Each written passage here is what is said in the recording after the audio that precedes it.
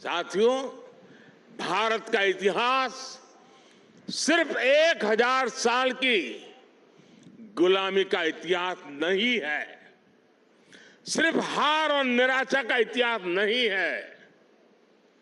भारत का इतिहास विजय का इतिहास है। भारत का इतिहास शौर्य का इतिहास है। भारत का इतिहास ज्ञान और विज्ञान का इतिहास है। भारत का इतिहास कला और सृजन कौशल का इतिहास है। भारत का इतिहास हमारे सामुद्रिक सामर्थ्य का इतिहास है। सैकड़ों वर्ष पहले जब ऐसी टेक्नोलॉजी नहीं थी, जब ऐसे संसाधन नहीं थे, तब उस जमाने में समंदर को चीरकर हमने सिंधु दुर्ग जैसे कितने ही किले बनवाए। भारत का सामुद्रिक सामर्थ्य हजारों साल पुराना है। गुजरात के लोथल में मिला सिंधु घाटी सभ्यता का पोर्ट आज हमारी बहुत बड़ी विरासत है। एक समय में सूरत के बंदरगाह पर 80 से ज्यादा देशों के जहाज लंगर डालकर रहा करते थे। चोल साम्राज्य ने भारत के इसी सामर्थ्य के बलबूते दक्षिण पूर्व एशिया के कितने ही देशों तक अपना व्यापार फैलाया। और इसलिए जब विदेशी ताकतों ने भारत पर हमला किया तो सबसे पहले हमारी इस शक्ति को निशाना बनाया गया।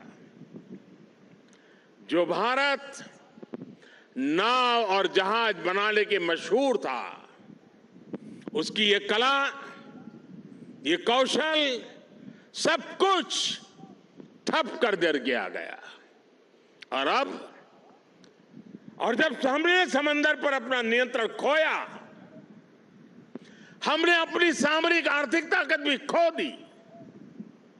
इसलिए आज जब भारत विकसित होने के लक्ष्य पर चल रहा है, तो हमें अपने इस खोए हुए गौरव को फिर से पाकर के ही रहना है। इसलिए ही आज हमारी सरकार भी इससे जुड़े हर क्षेत्र पर फोकस करते हुए काम कर रही है। आज भारत ब्लू इकोनॉमी को अभूतपूर्व प्रोत्साहन दे रहा है। आज भारत सागर माला के तहत पोर्ट लेड डेवलपमेंट में जुटा है। आज भारत मैरीटाइम विजन के तहत अपने सागरों के पूरे सामर्थ्य का इस्तेमाल करने की ओर तेज गति से बढ़ रहा है। मर्चेंट शिपिंग को बढ़ावा देने के लिए भी सरकार ने नए नियम बनाए हैं। सरकार के प्रयासों से बीते 9 वर्षों में भारत में सी फेरर्स की संख्या में 140% से ज्यादा बढ़ोतरी हुई है।